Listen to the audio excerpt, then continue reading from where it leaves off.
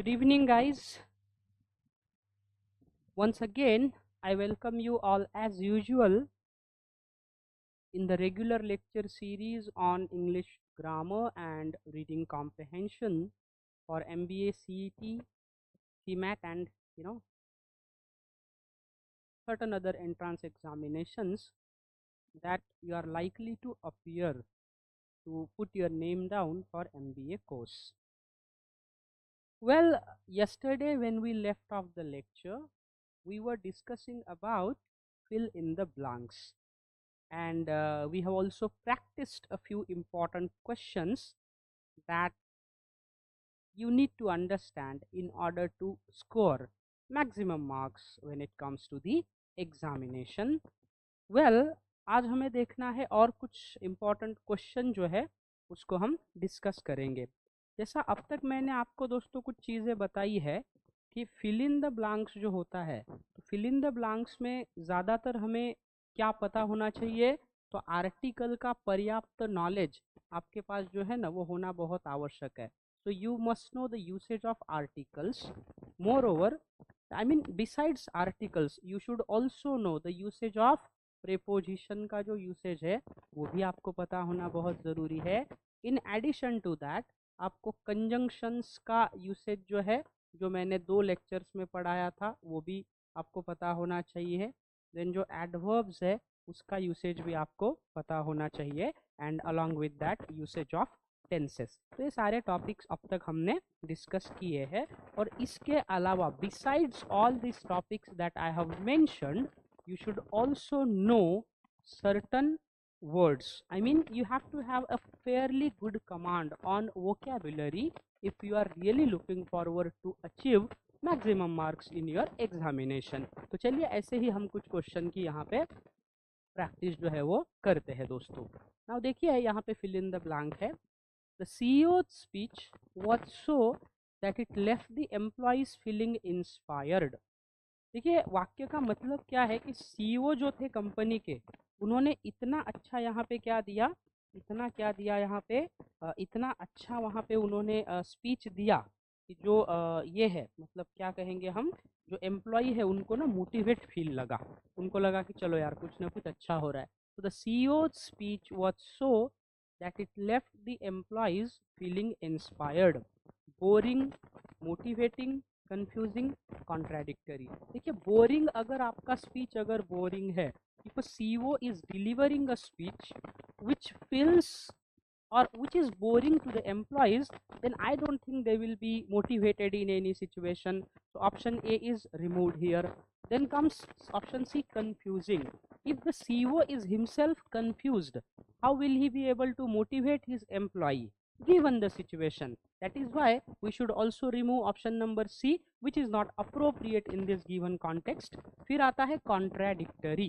Contradictory means what you say and what you do are the two different things. मतलब आप बोलोगे कुछ और करोगे कुछ और। त्याला मराठीमध्ये आपण विरोधाभास असा शब्द आपण तिथे वापरतो। तर इथे काय आलं पाहिजे, ऑप्शन क्या आना चाहिए, motivating is the correct option. क्या आना चाहिए, मोटिवेटिंग। ये जो ऑप्शन है ये यहाँ पे क्या है दोस्तों, करेक्ट ऑप्शन है, क्योंकि सीईओ का स्पीच इतना मोटिवेटिंग था, इतना अच्छा था कि उसका स्पीच सुन के क्या हुआ, हाँ, एम्प्लॉयज़ जो है उनको क्या लगा, इंस्पायर्ड फील हुआ। होता है ना, कभी कभी हम यूट्यूब के द्वारा किसी प्रोग्राम्स में किसी भी वक्ता के विचारों को सुनते हैं।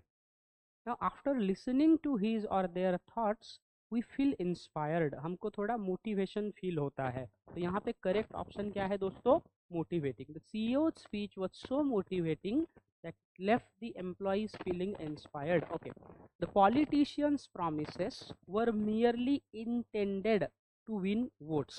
Intended मतलब देखिए, चुनावी रैली में ना जो पॉलिटिशियंस लोग होते हैं वो अलग अलग प्रकार के वादे करते हैं लोगों से, कि अब जैसा मान लो महाराष्ट्र में महानगर पालिका म्यूनिसिपल कमीशन का, म्यूनिसिपल कॉरपोरेशन का इलेक्शन होगा, फिर जो अलग बॉडीज़ है, लोकल गवर्नेंस है, जिसे हम कह सकते हैं वहाँ पे जिला परिषद है, पंचायत समिति है, इनके इलेक्शंस होंगे। तो इलेक्शंस में क्या होगा, the member who is likely to contest the election will promise the people about different things. Now if you elect me, or if I am elected, I'll give you this facility, I'll do this for you, I'll do that for you, blah blah blah. So many things will be promised by the contestant, but when he is actually elected, he does not fulfill any of his promises, or I mean he fulfills only very few promises.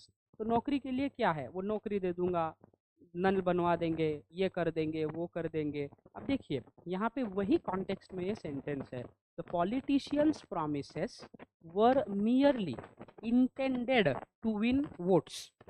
ठीक है, कि politician ने जो promises दिए थे, तो उस promises का एक ही मकसद था कि भाई हमको क्या करना है, खाली वोट चाहिए। उससे क्या होगा, क्या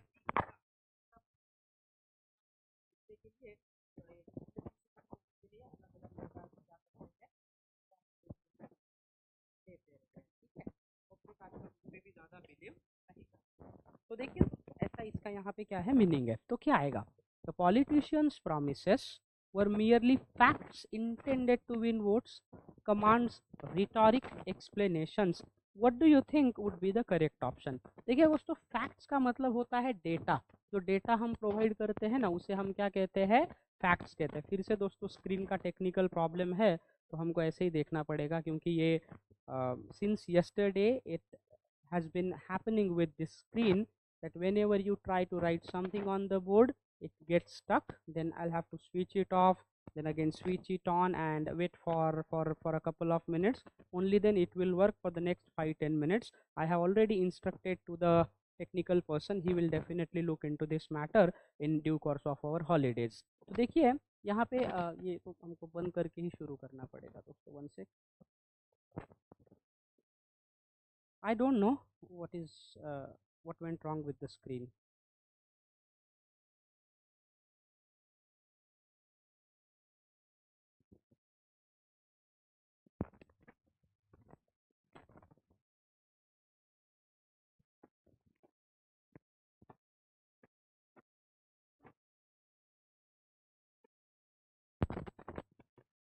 I'll have to switch it off and then again switch it on. Now I think it will now take a couple of minutes to run again, and then I'll share the screen and help you solve the questions on fill in the blanks.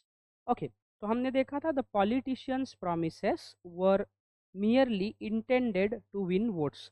Facts, commands, rhetoric, explanation. देखिए क्या कोई politicians facts present करेगा? अगर वो fact present करेगा, then he would not be able to make false promises. तो facts नहीं आएगा। फिर आता है command. Now how can a politician will be in such a position to command the audience in front of him? he will not be able to do so in any situation. So option B, commands, is removed here. फिर आता है explanation, option D. How can a politician give explanation? हम जो जिन्हें elect करते, even the elected members by the people of India who go into the parliament and Vidhan Sabhas of different states, they do not even explain things in a in the nicest way. I mean, if you ask a minister why is this happening, he will not be able to give you the correct answer. They will give you the answer lipa poti wala answer dete hai. They will give you the answer which will merely satisfy the people, but it may not have any connection to the ground reality. ये normally क्या होता है, उसका fact होता है। तो चलिए दोस्तों फिर से एक बार I will once again share the screen and help you learn the questions on fill in the blanks.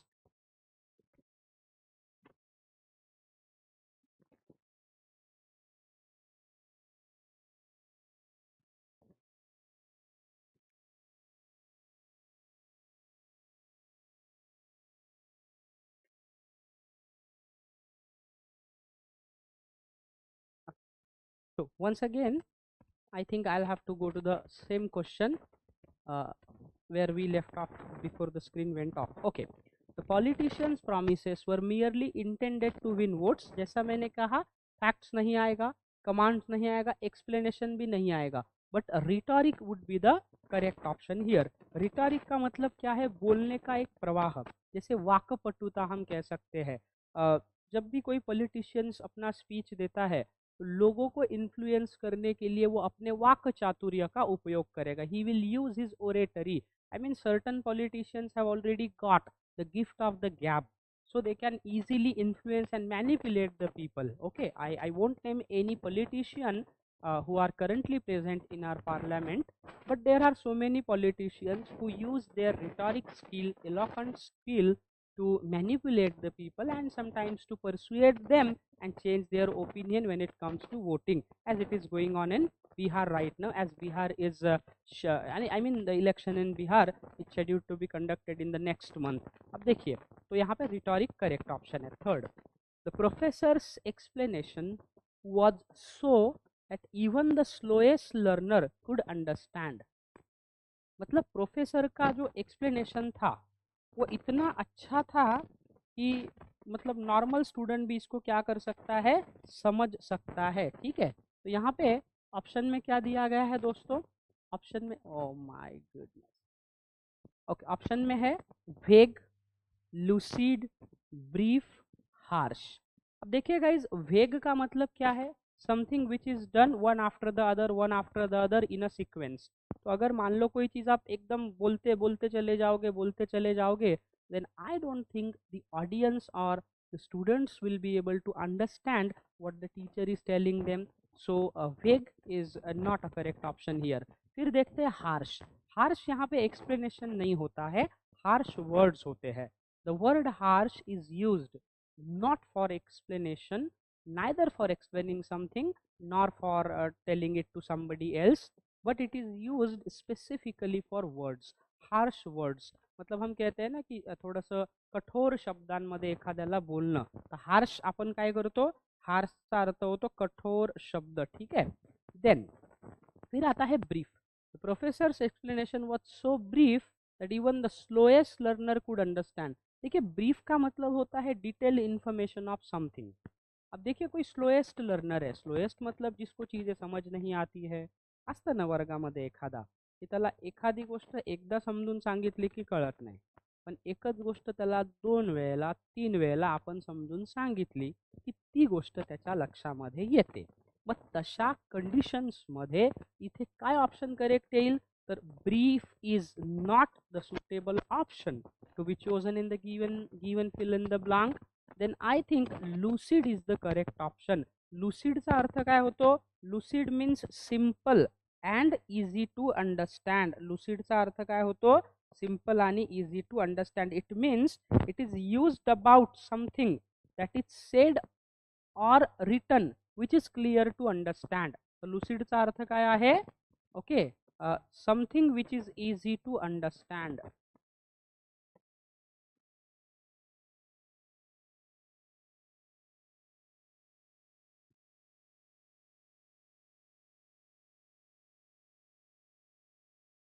Something which is easy to understand, कोई ऐसी चीज जिसे आप आसानी से समझ सकते हो। तो हम कह सकते हैं ना, a lucid style of teaching, a lucid style of speaking, ऐसा उदाहरण ले सकते हैं। ये वर्ड नोट करना है दोस्तों आपको, lucid style of speaking, lucid style of description, ऐसा भी आप क्या ले सकते हो, उदाहरण ले सकते हो। ठीक है, then the rescue team made a effort to save the people trapped in the building. Casual, weak, then valiant and selfie. देखिए, रेस्क्यू टीम जो है, एक बिल्डिंग है, मान लो उस बिल्डिंग में आग लग गई है, the building is burning down, आग लग रही है, उसमें आग लग गई है, धीरे धीरे जल रही है बिल्डिंग। अब लोग उसमें अड़के पड़े हैं, people are stuck in it. Now the rescue team has come to the spot and they are trying their best to save the people from catching the fire. अब होगा क्या दोस्तों? The rescue team made a, अब rescue team ने ऐसा एक अपनी ताकत लगाई, ऐसा प्रयास लगाया कि जिससे वो बिल्डिंग में अड़के लोगों को बचा सके। क्या कैजुअल वहाँ पे वर्ड करेक्ट आ सकता है? Do you think in any way that casual would be the suitable word here? I think it would not be the correct to be chosen here. Weak आएगा, वीक एफर्ट नहीं। फिर आता है दोस्तों selfie, selfie effort थोड़ी आएगा, नहीं आएगा। तो फिर बचा क्या हमारे पास दोस्तों? ऑप्शन हमारे पास है वैलियंट। वैलियंट का मतलब क्या होता है? What do you mean by valiant? Valiant का मतलब होता है दोस्तों, ज्याला आपण शूरतेने भरलेला असा वर्ड येतो आपण त्याला फुल ऑफ करेज, साहसी, शूर, है ना, full of courage, full of valiant soldier हम कह सकते हैं, वैलियंट सोल्जर, वैलियंट वॉरियर ऐसा हम ले सकते हैं। Full of courage and not afraid, साहसी व्यक्ति जिसे हम कह सकते हैं। ये हमने क्या लिया, उसका उदाहरण जो है लिया यहाँ पे, ठीक है। तो हम कह सकते हैं जैसे दो लोग हैं, एकदम शूरतेनी पूरी ताकत से लड़ाई की, तो हम उदाहरण ले सकते हैं, दे पुट अप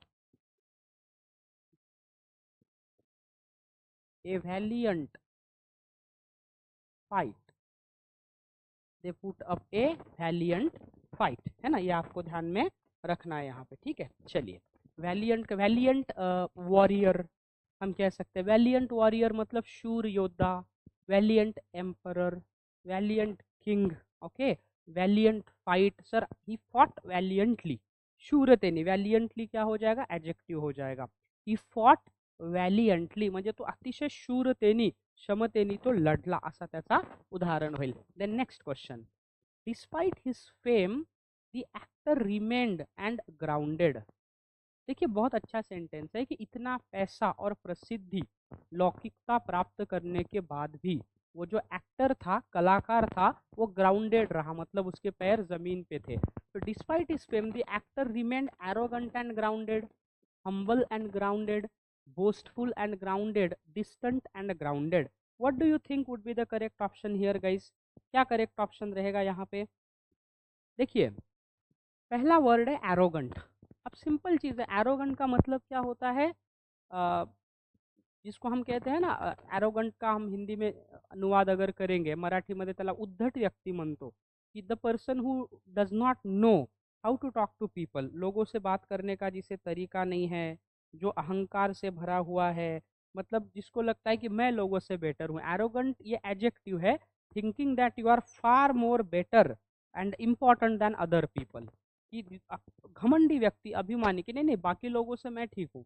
तो जो व्यक्ति अभिमानी है वो ग्राउंडेड नहीं हो सकता, मतलब नॉर्मल नहीं हो सकता, तो ये नहीं आएगा।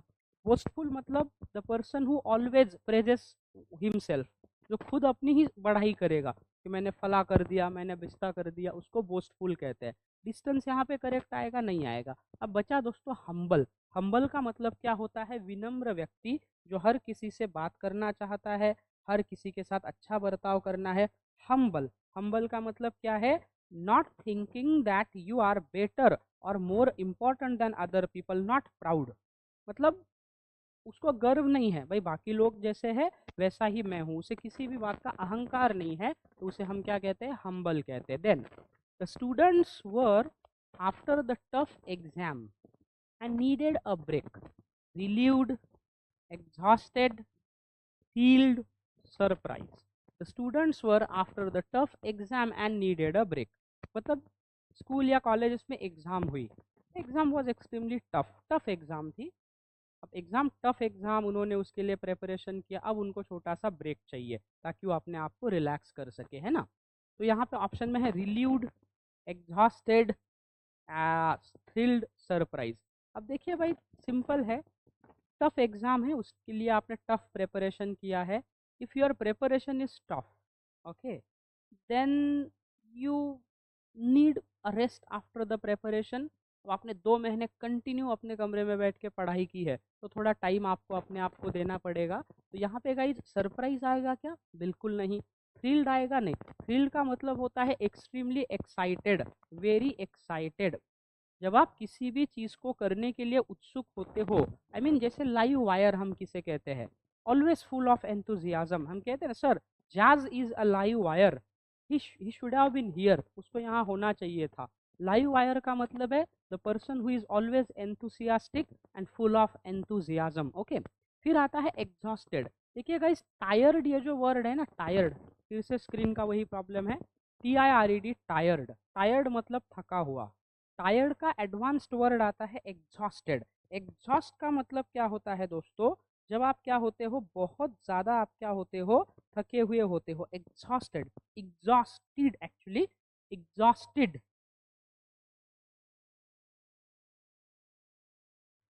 exhausted, exhausted, exhausted, exhausted. Okay, exhausted ये क्या है, एडजेक्टिव है। इसका मतलब है वेरी टायर्ड, बहुत थका हुआ, चकनाचूर। हम कहते हैं ना सर मैं इतना थक गया हूँ कि अब मैं कुछ नहीं कर सकता, तो हम उससे वेरी टायर्ड करते हैं, एग्जॉस्टेड, एग्जॉस्टेड। ओके, तो एग्जॉस्टेड यहाँ पे आएगा क्या, यस एग्जॉस्टेड आएगा। The students were exhausted after the tough exam and needed a break. कि इतनी टफ एग्जाम देने के बाद वो इतने थक गए थे, चकनाचूर हो गए थे, बहुत थक गए थे कि उनको एक ब्रेक की आवश्यकता थी वहाँ पे। ठीक है, तो फिर से दोस्तों स्क्रीन का प्रॉब्लम है, we will switch it off, then again switch it on and it will take probably 1 or 2 minutes.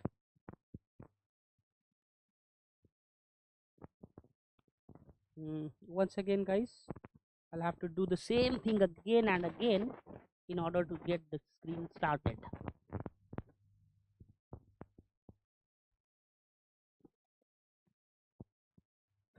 I want you to wait.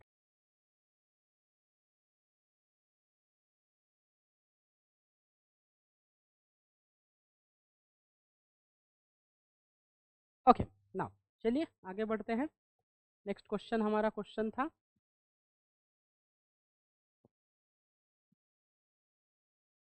let us discuss next question. The manager was known for her attitude toward employee concerns. The manager was known for her. अब यहाँ पे हर pronounce use किया है, that means the manager is a female gendered person, ladies है। The manager was known for her indifferent attitude toward employee concerns, critical, empathetic, aggressive. क्या लगता है दोस्तों आपको क्या रहेगा यहाँ पे करेक्ट ऑप्शन? ठीक है, देखिए यहाँ पे अग्रेसिव उसका अगर एटीट्यूड है, तो अग्रेसिव एटीट्यूड वाला व्यक्ति क्या किसी के प्रॉब्लम को समझ सकता है? Do you think so? The answer is no. He will not be able to understand the problems that are being faced by the employee in any organization. Hence, option D should be removed here. फिर आता है दोस्तों critical. Critical attitude नहीं होता है। Critical is a word which we always use for a situation. हमेशा जब हम किसी भी परिस्थिति की बात करते हैं तो हम क्रिटिकल वर्ड यूज करेंगे। क्रिटिकल एटीट्यूड नहीं होता है, इनडिफरेंट एटीट्यूड है। इनडिफरेंट मतलब जो चाहिए उससे कुछ अलग। If you have an indifferent attitude, how will you be able to understand others feeling, how will you be able to understand what problems they are going through? तो आपको ये ध्यान रखना है कि करेक्ट आंसर यहाँ पे आएगा इम्पैथेटिक। देखिए गाइस, दो वर्ड आपने सुने होंगे, एक होता है सिंपैथी और दूसरा जो वर्ड है वो है एम्पैथी। ठीक है, सिंपैथी एंड एम्पैथी, ऐसे क्या है, दो अलग अलग वर्ड है। क्या मतलब होता है दोस्तों एम्पैथी का? एम्पैथी का मतलब क्या होता है? Empathy, it is not empathy, empathy, empathy, empathy, empathy. Okay, empathetic person. The manager was known for her empathetic attitude toward employee concerns. Empathetic, empathy. वही है sympathy. It is sympathy. ये क्या है? sympathy. Okay. निको, इसका मतलब क्या होता है कि किसी भी व्यक्ति से सहानुभूति रखना। सिंपैथी का मतलब क्या है? सहानुभूति रखना। मतलब क्या होता है कि किसी भी व्यक्ति के भावनाओं को समझने की क्षमता रखना, उसे हम कहते हैं sympathy. The ability to imagine how another person is feeling and so understand their mood. मतलब उसको क्या फील हो रहा है वो समझना, उसका भी मूड क्या है उसको समझना, तो हम उसे क्या कहते हैं? एम्पैथी उसे कहते हैं। क्या कहते हैं? एम्पैथी उसे कहते हैं। ये आपको ध्यान में रखना है दोस्तों। ठीक है, तो एम्पैथी। फिर सिंपैथी का मतलब क्या होता है? हम कहते हैं ना कि सर उसको मुझे लेकर उसके मन में कोई भी सिंपैथी जो है वो नहीं है। तो सिंपैथी क्या मतलब होता है? To understand, to understand others feeling specially their problems. मतलब लोग कोई समस्या में है, तुमचा एखादा मित्र आहे, तो आर्थिक अडचणीमध्ये आहे, तर तुम्ही त्याच्याशी सहानुभूती दाखवता, सिंपती दाखवता, म्हणजे बाबा तुला अडचण आहे ती मी समजू शकतो, हे काय आहे? सिंपती। आणि दुसऱ्यांचा मूड नेमका काय झालेला आहे हे ओळखणं म्हणजे एम्पथी। ठीक है, तो सिंपथी का मतलब है अंडरस्टैंड अदर्स फीलिंग और understanding of others feeling,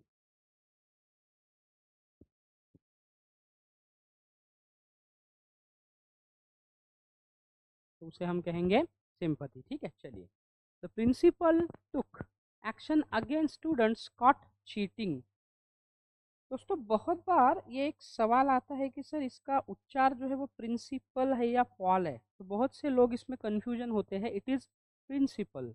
pre pre पे यहाँ पे क्या है, प्री पे यहाँ पे क्या है, तो स्ट्रेस है दोस्तों। It's principal, principal, it's principal, not principal, principal, principal. Oh, he is the principal of our college, not he is the principal of our college. No, sir, he is the principal of our college. तो principal का मतलब क्या होता है, most important, main, मतलब principal character in a play, किसी नाटक का महत्व। Sir he played a principal character in the movie, या कॉलेज का प्रिंसिपल सबसे इम्पोर्टेंट व्यक्ति होता है। तो वैसे ही आता है दोस्तों, principal, the principal took action against students caught cheating. तो कुछ बच्चे थे वो कॉपी कर रहे थे, चीटिंग कर रहे थे, तो प्रिंसिपल ने उनको देख लिया, उनके खिलाफ एक्शन ले ली। तो आएगा डेमोक्रेटिक, जनरस, डिसिप्लिनरी, लेनियंट। क्या आएगा, डेमोक्रेटिक एक्शन, जनरस एक्शन, लेनियंट। तो यहाँ पे करेक्ट आएगा डिसिप्लिनरी। डिसिप्लिनरी का मतलब होता है कानून के तहत जो भी वहाँ पे क्या दिया जाएगा, उसको, उस पर कार्रवाई जो है वो की जाएगी, उसको हम कहते हैं डिसिप्लिनरी। क्या कहते हैं, disciplinary, connected with punishment for breaking rules. Disciplinary का मतलब क्या है, connected with punishment, breaking rules, मतलब कानून को या नियम को तोड़ने के बाद आपको जो सजा दी जाती है उसे हम कहते हैं पनिशमेंट। क्या कहते हैं, discip dis dis disciplinary punishment. हाँ, disciplinary, disciplinary, it is not disciplinary, disciplinary, disciplinary, it is not disciplinary, disciplinary, discipli पे स्ट्रेस है, disciplinary. Okay, so the principal took disciplinary action against students caught cheating. Disciplinary is the correct option. Generous नहीं आएगा, लेनियंसी का मतलब है थोड़ा उसको टाइम दे देना, और डेमोक्रेटिक। ठीक है, आगे बढ़ते हैं दोस्तों, चलिए। His for detail help him excel as a forensic analyst. His passion for detail helped him excel as a forensic analyst. Vision, eye, heart. देखिए गाइस, किसी भी व्यक्ति को एनालिस्ट बनना है। एनालिस्ट का मतलब क्या होता है कि चीज़ें को, जहाँ प्रॉब्लम है उस प्रॉब्लम को क्या करना है, हमको ध्यान रखना है। तो उसे हम क्या कहते हैं, उसे हम कहते हैं वहाँ पे उसे हम कहते हैं दोस्तों,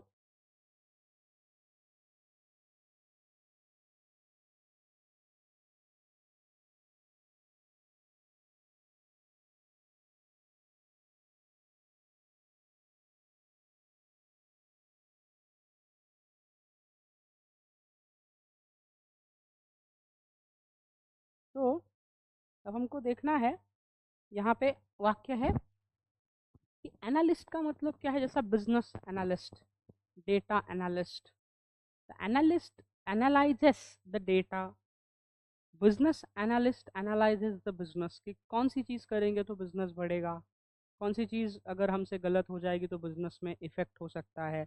तो बिजनेस रिलेटेड चीज़ों को एनालाइज करना ये एनालिस्ट का काम होता है। I mean the person who analyses is called an analyst, है ना। मतलब कोई बैटिंग एनालिस्ट होता है, फील्डिंग एनालिस्ट होता है, स्टडी एनालिस्ट होता है, बिहेवियर एनालिस्ट होते हैं, जो आपके बिहेवियर को क्लोजली मॉनिटर करते हैं।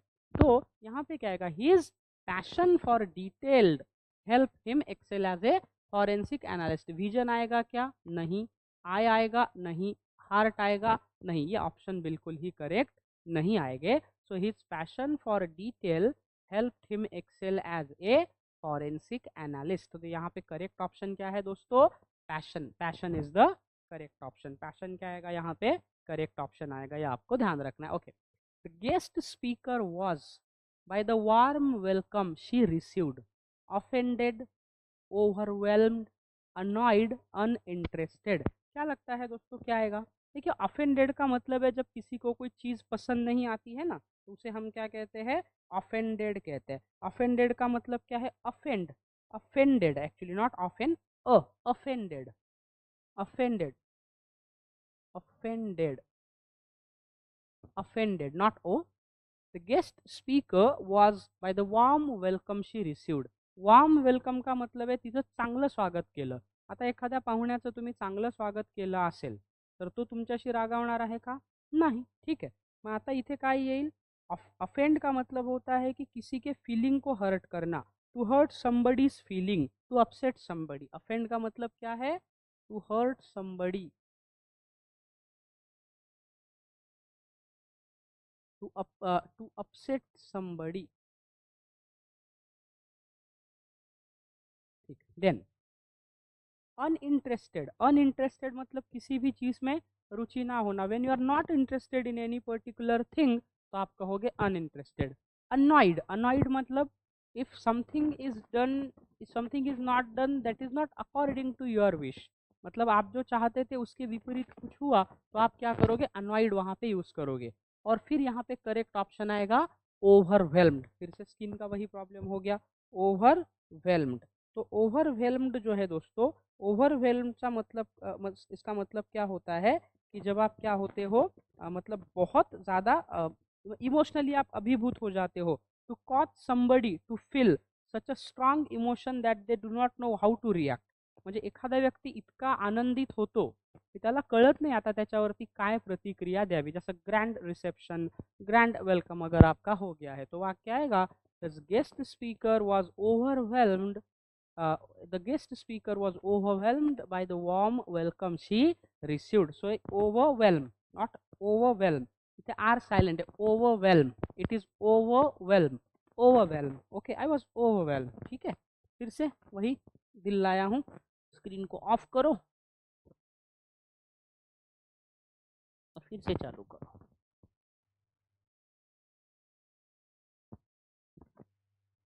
And it will again take the same time. Okay, तो ओवरवेल्म का मतलब क्या है दोस्तों कि अभिभूत हो जाना, मतलब आपको इतना प्यार मिलता है, इतना मान सम्मान मिलता है कि you do not know how to react to that situation, तो उसे ओवरवेल्म कहते हैं. ठीक है, ये ध्यान रखना है.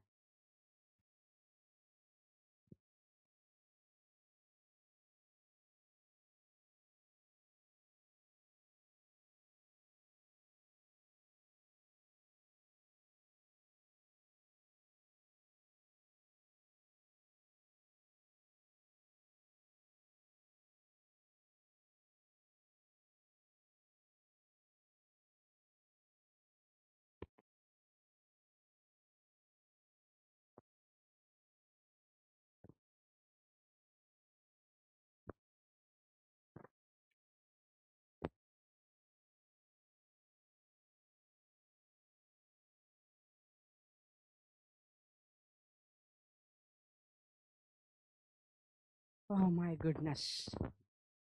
Had it not been technically faulted, we would have smoothly conducted the topic. But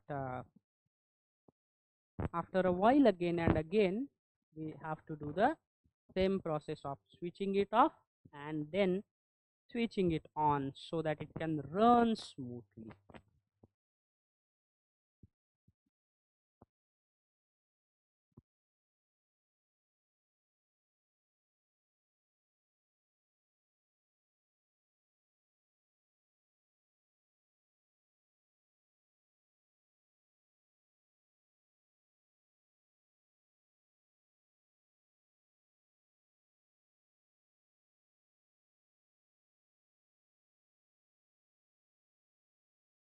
Okay, now तो क्या आएगा दोस्तों, offended, offended आएगा, no. Uninterested, no. Annoyed, no. But overwhelmed is the correct option. Then she is allergic peanuts, allergic from peanuts, allergic on peanuts, allergic with peanuts, allergic to. Peanut मतलब जो शेंगदाना हम खाते हैं ना, ग्राउंडनट, मूंगफली, मूंगफली, उसको हम पीनट कहते हैं. She is allergic to peanuts. यहाँ पे क्या आएगा, she is allergic to peanuts. She is allergic to peanuts is the correct option. Okay, then I have been living in this city since 2010, for 2010, and by and from. तो क्या आता है दोस्तों, क्या करेक्ट आएगा? जैसे मैंने प्रेपोजिशंस आपको पढ़ाया है, तो यहाँ पे करेक्ट ऑप्शन जो है वो आएगा सिंस। क्या आएगा? Since. Why since is the correct option here? Because ध्यान रखना, when you want to show or when you want to say or mention the starting period of an activity, you need to use since as a preposition. मतलब एखाद्या घटनेची सुरुवात दाखवायची असेल, की एखादी घटना घडायला कधी सुरुवात झाली हे तुम्हाला दाखवायचं असेल, तर तुम्ही काय वापरता? क्या आप यूज करोगे वहां पे? सिंस जो है वो आप यूज करोगे। तो अब वाक्य क्या है? एक प्रेजेंट परफेक्ट टेंस है। I have been living in this city since 2010, की 2010 पासून मी या शहरात राहतो आहे। तो यहाँ पे क्या आएगा? सिंस जो है ये करेक्ट ऑप्शन आएगा दोस्तों। वहीं हम फ्रॉम कब यूज करते हैं? From, we use from along with to, और instead of to you can also use till until. ठीक है, तो फ्रॉम मतलब starting point of an activity till the end point, मतलब किसी भी चीज़ की शुरुआत हुई है, यहाँ शुरुआत हुई है, वहाँ ख़त्म हो गया। जैसे होता है ना, we are open from 10 o'clock till 6 o'clock every day, मतलब हर सुबह हमारा दुकान 10 बजे खुलता है, 6 बजे बंद होता है। तो फ्रॉम को हमेशा हम टू या टिल अनटिल के साथ ही यूज़ करते हैं। अगला क्वेश्चन देखते हैं। The manager along with his assistants attending the conference, it is not conference, conference, conference, okay, the manager along with his assistants attending the conference are, were, is, be। अब यहाँ पे दोस्तों ये जो फिल इन द ब्लैंक का question है, ये subject verb agreement से रिलेटेड है। किससे रिलेटेड है? Subject verb agreement. मतलब सब्जेक्ट अगर सिंगुलर है तो वर्ब सिंगुलर आएगा, सब्जेक्ट अगर प्लूरल है तो वर्ब प्लूरल आएगा। And apart from this there are certain rules that we have already discussed. जिन रूल्स को हमने पढ़ा है उस पर चर्चा की है। तो क्या आएगा? The manager along with his assistants. देखिए यहाँ पे द मैनेजर, पहला जो सब्जेक्ट है वो कैसा है दोस्तों? पहला सब्जेक्ट जो है वो सिंगुलर है। वही हिज असिस्टेंट से सब्जेक्ट कैसा है? प्लूरल है। अगर हम देखेंगे तो फिर यहाँ पे हमारा सब्जेक्ट प्लूरल आना चाहिए, आर, वर, लेकिन नहीं। अब ध्यान दीजिए, पहला सब्जेक्ट जो है वो सिंगुलर है, हिज असिस्टेंट्स वो प्लूरल है, बट इन दो सब्जेक्ट को हमने किससे ज्वाइन किया है? अलॉन्ग विथ, इस प्रेपोजिशनल फ्रेज से हमने इसको ज्वाइन किया है। The manager along with his assistants are attending the conference, were attending the conference, is attending the conference, be। तो क्या करेक्ट आएगा दोस्तों? यहाँ पे is सिंगुलर वर्ब, is ये ऑप्शन करेक्ट आएगा। तो हमेशा ध्यान रखना, when two subjects are joined by the preposition besides, including, then certain prepositional phrases like along with, as well as, in addition to, then you need to use your subject verb according to the first subject. Second subject should not be taken care into consideration when attempting such kind of question. This is the basic rule of subject verb agreement। ये आपको समझना है। So hence option C is the correct here। Then they have completed the assignment before the deadline. Also, already, yet, still। They have also completed the assignment before the deadline, already, yet, still। देखिए guys, yet और still जो है ये दोनों adverb भी है और preposition भी है। तो इनका यूसेज क्या होता है? Somewhat similar. स्टिल म्हणजे अद्याप, आतापर्यंत ही, येट म्हणजे अद्याप, आतापर्यंत ही। तो नॉर्मली जो येट होता है, yet is used in negatives and question. Sentence में जो निगेटिव सेंटेंस होते हैं वहां पे आप यूज करोगे, और जो क्वेश्चन होते हैं ना दोस्तों, प्रश्न जो असतो, तर त्या निगेटिव्ह मध्ये आणि प्रश्नामध्ये आपण काय करतो? येट जे आहे त्याला आपण वापरत असतो, हे लक्षात ठेवायचं आहे। वैसे स्टिल यूज करेंगे। स्टिल मतलब समथिंग इज इन प्रोग्रेस, काहीतरी अजूनही सुरूच आहे। अब बचा हमारे पास ऑल्सो, तो they have also completed the assignment. हम ऑल्सो कब यूज करते हो? इन ॲडिशन टू समथिंग, म्हणजे एखाद्या गोष्टीला दुसरी गोष्ट जॉईन करायची असेल तरच आपण काय करतो? ऑल्सोचा युसेज करत असतो। आता राहिला आपल्याकडे ऑलरेडी। ऑलरेडी का मतलब होता है बिफोर, आधीच। ऑप्शन काय करेक्ट येईल? They have already completed the assignment before the deadline। Okay, then he is the kind of person who always thinks of the box, inside the box, outside the box, under the box, क्या आएगा? Is the kind of person who always thinks. Sir वो इस प्रकार का व्यक्ति है जो हमेशा वो आउट ऑफ द बॉक्स सोचता है। Guys, out of the box thinking पे बहुत सारे लोगों ने किताबें भी लिखी है। क्या होता है out of the box thinking? किसी को पता है कि क्या होता है sir out of the box thinking? Out of the box का मतलब क्या होता है कि जो आपका ट्रेडिशनल वे है उससे 2 कदम आगे जाके सोचना। मुझे नॉर्मली जो साइंटिस्ट लोग होते हैं, पॉलिटिकल एनालिस्ट होते हैं, बिहेवियरल एनालिस्ट होते हैं, या जो बड़े पद पे काम करते हैं, वो लोग हमेशा क्या करते हैं, जिस नज़रिए से हम चीज़ों को देखते हैं उससे अलग नज़रिए से देखते हैं। जैसे मैं आपको एक वेल नोन एग्जांपल बताता हूँ हमारे मिनिस्ट्री ऑफ एक्सटर्नल अफेयर्स के बारे में। हाल ही में अफगानिस्तान तालिबान के जो परराष्ट्र मंत्री है, external affairs minister Aamir Khan मुत्ताकी, वो भारत आए।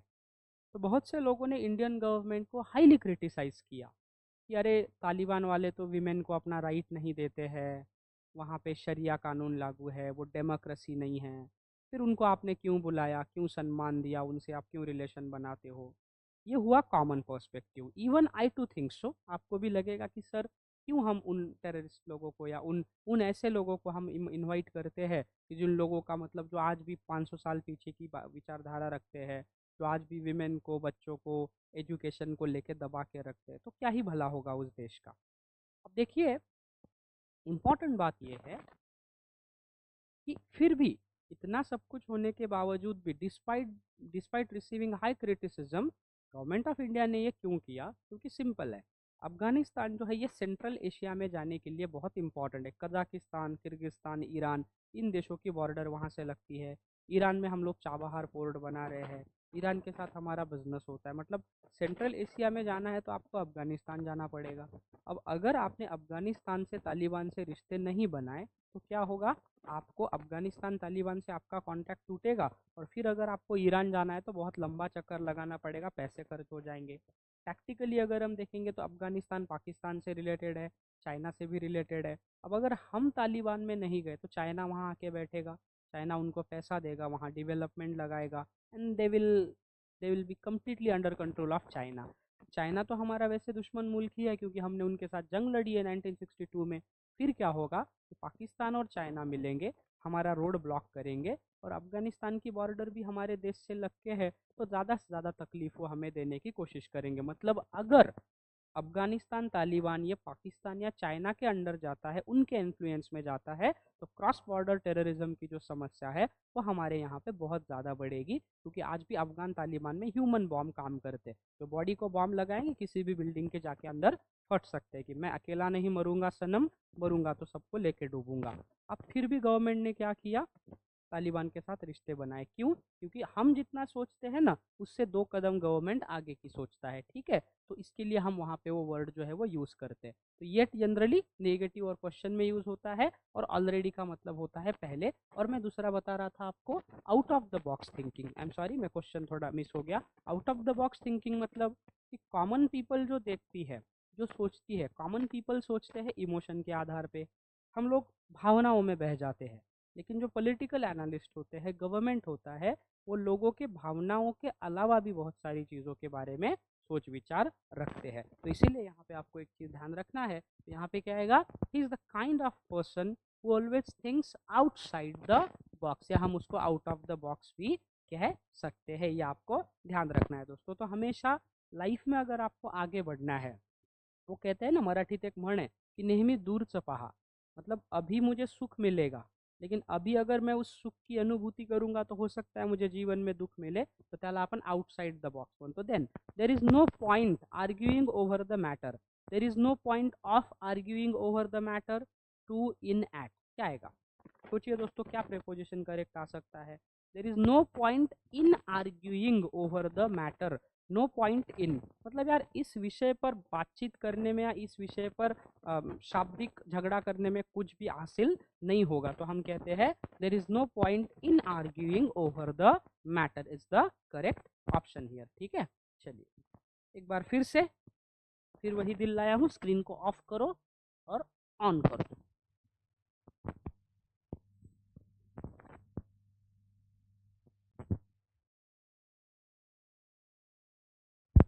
Now it will take 2 minutes.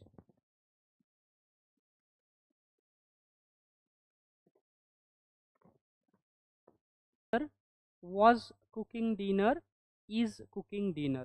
The children were playing while the mother is cooking dinner. अब यहाँ पे देखिए दोस्तों, is cooking जो है ये करेक्ट आएगा. The children were playing. Children क्या है? प्लूरल है. चाइल्ड इज सिंगुलर और चाइल्ड का प्लूरल क्या है? चिल्ड्रेन. क्या है? Child, children. The children were playing while the mother is cooking. अब द मदर क्या है? सिंगुलर सब्जेक्ट है. तो अगर आपका सब्जेक्ट सिंगुलर है तो यहाँ पे वर्ब भी कैसे आएगा? सिंगुलर आएगा. The children were playing while the mother is cooking dinner. अब देखिए यहाँ पे हमने व्हाइल यूज किया है.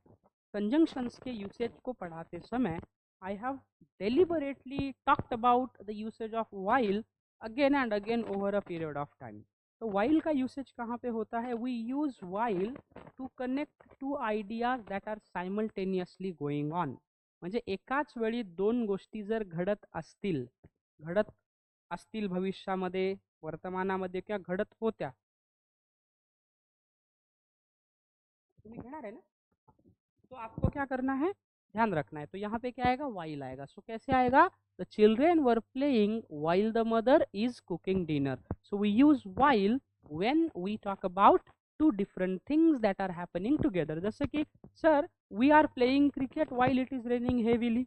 ऊपर से जोरदार बारिश हो रही है और हम लोग क्रिकेट खेल रहे हैं. Then she is not only talented and also hardworking, or also hardworking, as also hardworking, but also hardworking. It is very simple guys. Not only के साथ हम हमेशा क्या यूज करते हैं? But also. She is not only talented but also hardworking. She is not only talented but also hardworking. तो यहाँ पे क्या आएगा? But ये करेक्ट आएगा. She is not only talented but also hardworking. Then he prefers coffee over tea than tea to tea against tea. What do you think would be the correct option? हमने preposition के fix structure में देखा था कि prefer के साथ हमेशा क्या यूज होता है? टू यूज होता है guys. He prefers to tea coffee. Prefer to. Prefer इस वर्ब के साथ हमेशा आपको क्या करना है? टू प्रेपोजिशन जो है ये यूज करना है. He prefers coffee to tea. He prefers coffee to tea. ये क्या है? यहाँ पे करेक्ट ऑप्शन है. ये क्या है दोस्तों? करेक्ट ऑप्शन है. He prefers coffee to tea. Then it took them hours to get by the traffic jam, through the traffic jam, over the traffic jam, under the traffic jam. It took them hours to get through और under क्या आएगा? It took them hours to get through. Get through का मतलब क्या होता है guys? ये phrasal verb है. गेट थ्रू का मतलब होता है के अंदर से जाना. गेट थ्रू का मतलब क्या होता है? के अंदर से जाना. म्हणजे ट्रॅफिक होतं खूप आणि त्या ट्रॅफिक मधून त्यांना काय करावं लागलं? जावं लागलं. सो गेट थ्रू का मतलब होता है पास अ डिफिकल्ट और टेस्टिंग एक्सपिरियन्स और पिरियड. म्हणजे कठीण काळातून किंवा कठीण सिच्युएशन मधून जाणे, त्याला आपण काय म्हणतो? Get through. Okay. So it took them hours to get through the traffic jam. म्हणजे या ट्रॅफिक जॅम मधून जाण्यासाठी त्यांना तासन तास लागले असं आपण उदाहरण घेतलंय. ठीक आहे. Don't jump to without knowing the full story. Heights, results, decisions, conclusion. Don't jump to conclusion without knowing the full story. तो जब तक आपको पूरी कहानी नहीं पता है आप कंक्लूजन पे मत जाइए.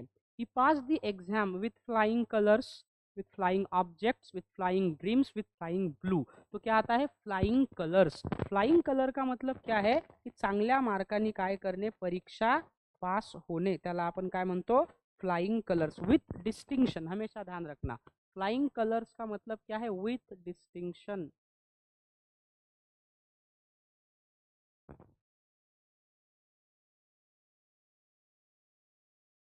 फ्लाइंग कलर्स का मतलब क्या होता है? With distinction. He passed the exam with flying colours. Flying colours का मतलब होता है with distinction. Then she has a habit of making a mountain out of a hill, speck, mole hill, stone. ये बहुत बढ़िया इडियम है guys. Make a mountain out of a mole hill. आपण त्याला मराठीमध्ये म्हणतो राईचा पर्वत करणे.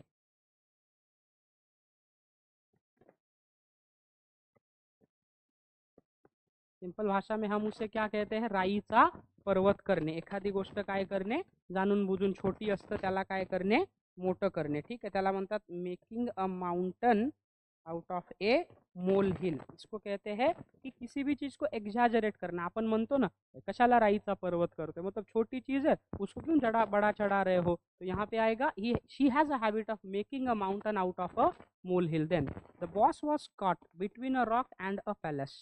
The boss was caught between a rock and a strong place, hard place, rough place, slap place. तो क्या आएगा यहाँ पे, रफ प्लेस. ओके, हाँ, between between a rock and hard place.